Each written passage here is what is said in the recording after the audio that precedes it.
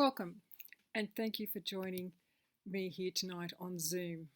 Tonight is a perfect example of starting something new and setting out with the intention of it's not about getting it right, it's about getting it started. So, tonight we're going to look at procrastination and how it affects us in small, seemingly minor ways in our daily lives, through to the bigger goals we want to set and, most importantly, take action on. It comes down to simply having that ability to make decisions and then take action without swinging like a pendulum, procrastinating at each choice. So, be honest, how many of you are here tonight? Um, how many of you are here tonight to see what value I've got to offer? Yes, great. And how many of you were dragged here by a friend or personally invited by myself to put the proverbial bums on seats and had absolutely no interest whatsoever in being here? Well, you certainly have nothing to worry about. I'm confident that you're going to gain an extreme amount of value. And if you don't, talk to me at the end for a refund of time.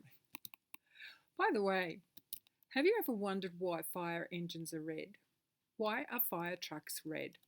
Well, a fire engine has 6 wheels and 6 crew. 6 and 6 is 12.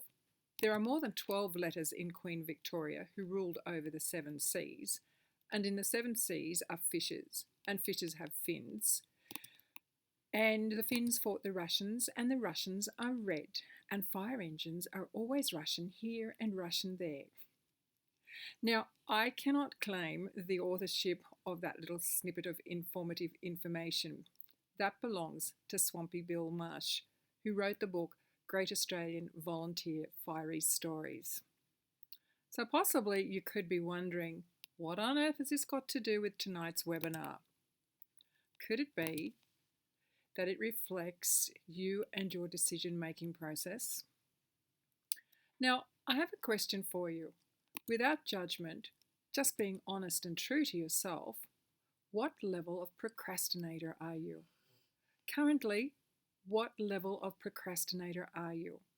1 is you never procrastinate, and 9 is you always procrastinate, and 10, you're actually procrastinating in answering this question. You and I both know how frustrating the inability to not only make a decision, but to actually get to the point of taking action and sticking to it can be. So my question to you is, what would it take to move you down that scale, to move you towards greater action? That is, towards 1. If I could show you how to easily achieve this, do you think that would inspire you into taking action? Well, by the end of this webinar, I can guarantee that you will be able to take away a strategy, one that is going to save you time and money, but more importantly, help you feel good about making decisions and taking action. On which note, the best way I've found to listen to a speaker is to leave all my preconceived ideas in my bag at the door, so that in listening to the speaker, I have an open mind. That way, I allow the speaker to fill up my cup, so to speak, and when I go to leave at the end, I take all my learnings, pop them in with the others, and see which ones fit best and stay. So let me fill your cup and give you even more value to ponder over. Not long ago, I was caught up in a personal crisis, which totally turned my life upside down and inside out. I was hurting, and hurting so badly. I was in a place of focusing on all the negatives of what had happened over the past few years. At that time, I did not see that I was stuck, bogged to the axles actually, with the wheels spinning and going nowhere fast, and with no means of getting out. I didn't realize it at the time, but what I was focusing on was negatives, and so I was getting negativity coming into my life. I also did not realize that I was resisting acceptance and change. And so again, all the negative things I was focusing on And believe me, there was much to focus on. All the negativity of life continued to fill my life. Unbeknown to me, I had to break the cycle. I had to make decisions and take action to move myself in a more positive direction. The late Bob Proctor gives a delightfully simple example of how to understand this concept of taking the path of least resistance instead of forcefully focusing on the negatives, as I was doing. I was caught up in claiming all the wrongs that had been done. If we think of ourselves as being like a stream of water, the water doesn't argue with the rock or the boulder or the falling tree. It simply finds the path of least resistance around the obstacle in order to keep flowing onwards. If we continue fighting, opposing, resisting, arguing, or even just simply focusing on the situation, the problem, as I was doing, we lose sight of our bigger, more meaningful objective because our focus is on the negative of what had happened and what is now in the past. If we are constantly playing those negative mind movies, then negativity is what we are attracting. So how many times have you run a mind movie of an upcoming challenging interaction with someone?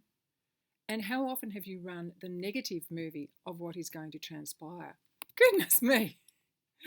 Once I recognized this, I discovered it was happening all the time. It's BS. It's our subconscious belief system kicking in and saying that we're not worthy enough. We have to fight. We have to argue. We have to justify. Justify. Gosh, how many times have you found yourself justifying? Well, now I know better. Now I recognize it. And because I want a happy, positive ending, I stop it midstream and purposefully cut short that negative, damaging mind movie and switch to creating one with a happy, positive ending. Because that's the happy feeling I want these days. And wouldn't you prefer a happy ending? Now, because this is an interactive session, I'm going to ask you to raise your hand, nod your head, and just generally have some fun. Would that be okay? Great. So, raise your hand or nod your head if you have run a negative mind movie, or two, not because you chose to, but because your sneaky little subconscious just loves to grab them and play them without your consent. Really? Who invited it? Who asked it to do that? Well, I don't know about you, but I would infinitely prefer having a roadmap of an exciting future rather than a broken record of the past. Have you ever felt that you could not make a decisive decision quickly? You went around and around in circles, or swung like the proverbial pendulum, backwards and forwards. First this, now that. How frustrating is that situation? Procrastination and indecision go hand in hand. It's interesting, fascinating in fact, learning how the brain makes decisions and even goes so far as to sabotage your efforts to do so. How often have you set yourself an intention yet found yourself stuck in the same old, same old? Let's look at a few examples. Your intention is to lose weight, but you continually notice how fat you are. You want more money, but you're continually groaning about not having enough money to pay the bills. You want to succeed at something, and yet you continually berate yourself. The law of attraction. We are attracting what we are focusing on. It's important to not only focus on what we are wanting, but to also feel into it. I recall listening to one international motivational speaker not so long ago saying how, had his business gone down the rabbit hole of moaning and groaning about the loss of live events with the onset of COVID, they would have all been ruined. All the employees would have lost their jobs. So they decided to accept the circumstances and brainstorm ideas as to how to solve this new challenge. And so, like many others, they began producing their work on Zoom. And guess what? Their business thrived.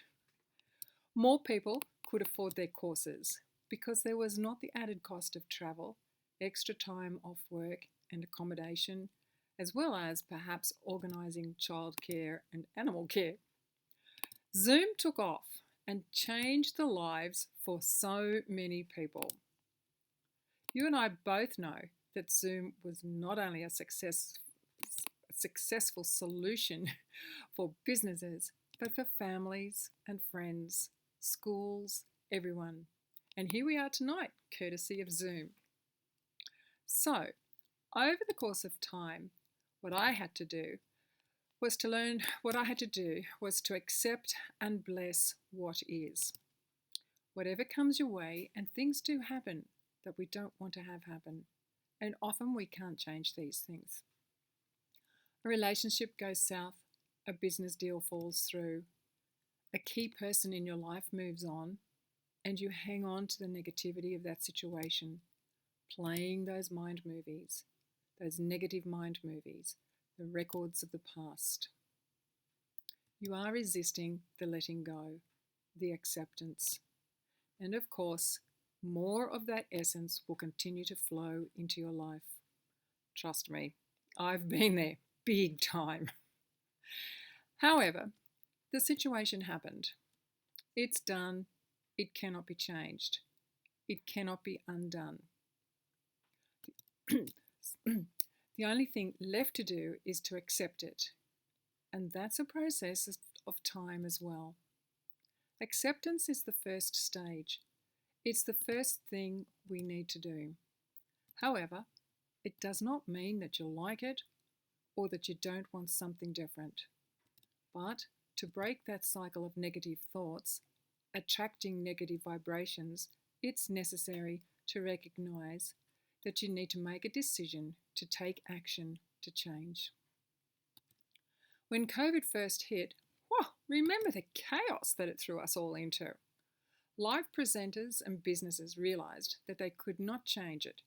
They had to accept it and its limitations and pivot. As a teacher at the time, we were pivoting with the method of delivering lessons. Choices and decisions.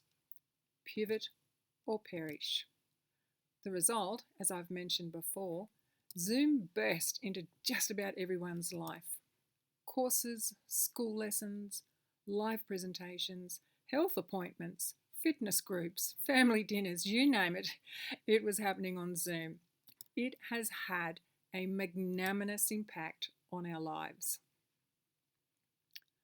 If we're arguing or fighting against or afraid of what might come or angry about what happened, we can only expect more of that negativity because that is what we are focusing on. And by the law of attraction, like attracts like. So, if you are wanting to change, to move out of that negative cycle, it's necessary to decide to take action and develop the skills of flipping the focus on negativity. Now, I don't know about you, but I certainly didn't want any more of those negative situations coming into my life. In fact, I was tired of continually living in that state. It took me what felt like an eternity to finally see the light and realize what I was doing. Unbeknown to me, I needed to know how to transcend the hurt, how to move past the pain and the grief of all that I had lost, and how to transcend it.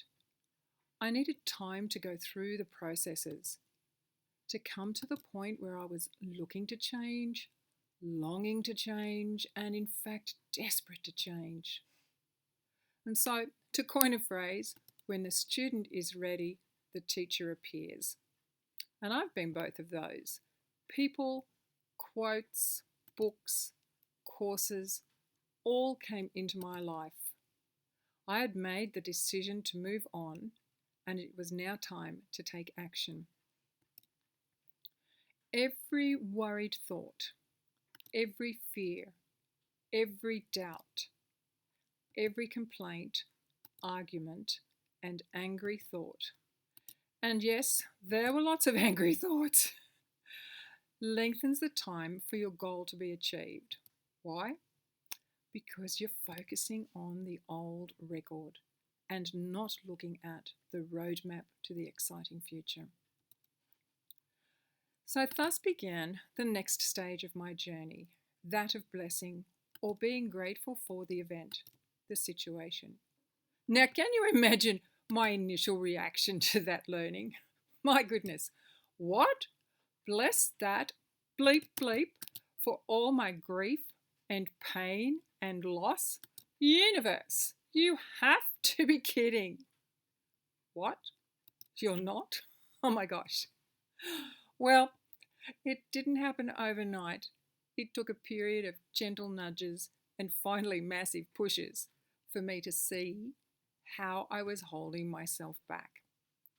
And when the light finally shone at this light bulb moment, I moved myself into the fast lane with lightning speed, I might add, because I definitely did not want to remain where I was.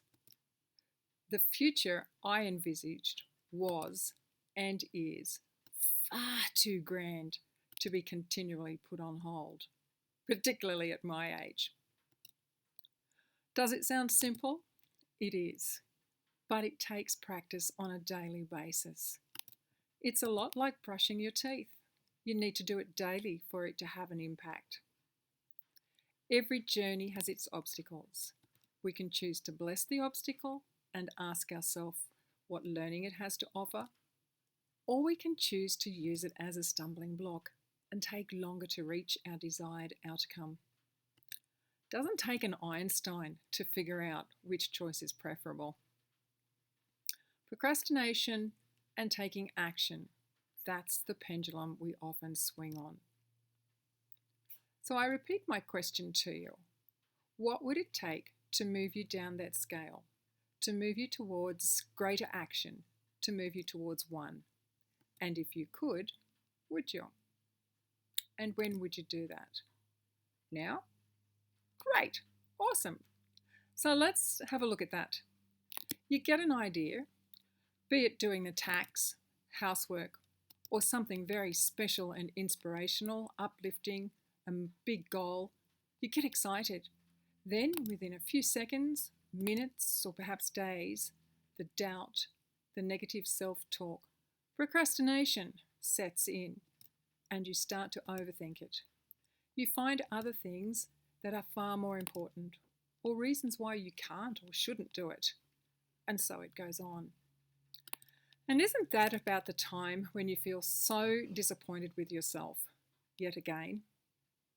So, if you're wanting to move closer to that number one on the scale, closer to that taking action, here are 5 core elements to help you do so. 1.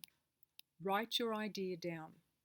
Yes, write it down, even if it is the mundane task of doing the tax, and let it take its first breath on your page. 2. Then, why do you want to do it? Note I used the word want and not have to. That would kill it before it took its second breath. Now, remembering that this is an interactive session, I invite you to close your eyes and say, I have to do the tax today. And pause and consider how you feel. Now say, I want to do the tax today. Did you notice a shift in your attitude and how you felt inside your body? Interesting. Number 3, now acknowledge the doubts. And I am choosing to play with tax here because it used to be such a challenge for me to move from procrastination into action. What are your doubts? Or why are you procrastinating? For me, it will take so much time. I would much rather be outside riding, out in the sunshine and fresh air. By doing this, it pinpoints the problem, and in the case of tax, it doesn't get disguised in the shifting order of priorities of tasks. Number 4. Now flip that and ask, what will I learn? What will I gain from this? For me, doing the tax, it was that I will have the task completed and be free to totally enjoy myself outside on my horse. Done and dusted. Tick that task. Number 5. Who will it help? In this case, me. It is an arduous task and once completed. However, often more inspirational goals have a domino effect and a positive impact on others. This short little exercise helps you to empty the self-doubt and uncertainty and reminds you of why you're going to start now. Yes, even to do the tax. And that's why I set about to shine the light for those people who are wanting to make important decisions in their lives. We each have the answers within. We just need someone to hold our hand and shine a light for us to see the answers, the solutions within. Is it okay if I tell you a little bit about the program? Awesome. Great. Here we go. How many of you would like to go on holidays and while you're away, have me set your dreams up for you? Well, you and I both know that that is simply not going to happen. But the next best thing is my 8-week program with the strategies, support, and success you are wanting to help you make those decisions and actually set about taking action. The best way to explain this is with this little analogy. You go inside your house with your car keys and put them down somewhere. Just as you realize you have left your phone in the car, the house lights go off, and now you can't find the blessed car keys. And of course, you're annoyed with yourself for not putting the keys where they belonged. So out you go, because for some odd reason, the street light is on. So out you go and you start looking for your car keys under the light of the street lamp. Now, don't laugh, because you and I both know that there have been times in life when we've been guilty of doing exactly the same thing. Guilty of searching for an answer, searching for a solution in totally the wrong area. Anyway, so here you are, searching for your keys outside under the street lamp. A neighbour comes along and helps you. Shortly, another neighbour comes out and also helps. The second neighbour soon stops and asks you, "Whereabouts did you lose them?" thinking to gain a more specific area under the street light. You respond without hesitation and without embarrassment, I might add. "Oh, in the house." The second neighbour, without judgment, gently takes your hand and together you go into the house where they shine the light for you to find your keys. Now, you can choose to be floundering around, as in this example, looking for the answer or solution in all the wrong places, or you can choose to save time and money and join me in an 8-week program that will shine the light for you, giving you strategies, support, and success. The choice is yours. Most times, it's found that by investing in yourself, it's both time-saving and cost-effective. If your car breaks down and you're not a mechanic, you simply employ someone to fix it, don't you? You don't waste time Googling how to do it. There's no consideration of cost. You just get it fixed. Problem solved. Nor choose to be the person who thinks that they are different, that this might work for others, but not for me. Well, that's correct. It won't work for you if you don't want it to work. You can procrastinate about making change, or you can make that decision now, take action, and step up to the plate, saving you much time and angst. And if you tell yourself you will, but not right now, you're procrastinating. You're procrastinating about making a firm decision. It's a bit like a mother answering a child's question with a maybe. We both know maybe means that it is very likely, more than likely, not going to happen. It's a non-event. If, however, it is important enough to you, you and I both know that you will make the time and find the money to do the course. To coin a quote from Warren Buffett, investing in yourself is the best ROI, return on investment, that you will ever make. So, I've done my apprenticeship. I am now your qualified strategies, support, success coach.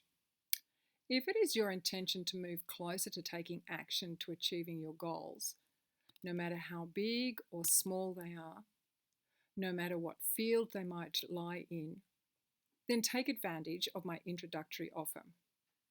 Normally, the 8-week personal program sells for $5.97, but as an introductory offer for the next 4 weeks only, it's being offered at $3.97. Now that's exceptional value at less than $50 per hourly session.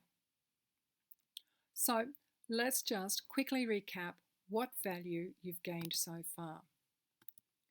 Firstly, you can now recognize what you are doing to sabotage your progress, or to put it differently, what you're doing to promote your procrastination.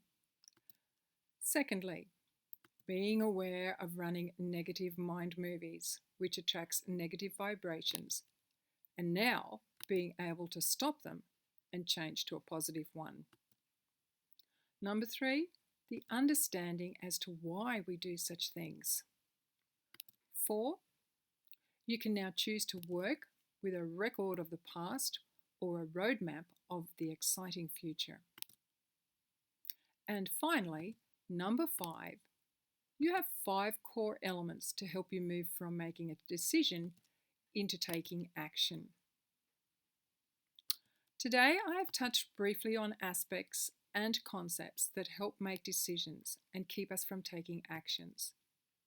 If you have something you've been wanting to achieve, but there's been a stumbling block, something always holding you back, and you're tired of the false starts, the indecisions, then make the decision to take action and drop me a line on 3s.incoaching@gmail.com.